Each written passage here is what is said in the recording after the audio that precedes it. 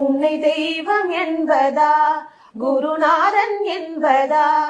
என்னை பார்த்து பார்த்து வளர்ப்பதனால் அன்னை என்பதா, உன்னை கடவுள் என்பதா, கருணை வடிவம் என்பதா, உன்னை கடவுள் என்பதா, கருணை வடிவம் என்பதா,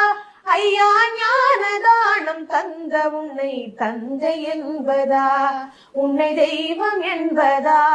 குருநாதன் என்பதா, என்னை பார்த்து பார்த்து வளர்ப்பதனால் அன்னை என்பதா. சேரும் செல்வம் எல்லாம் உன் அருளன்றோ, பாடும் பாடல் எல்லாம் உன் தய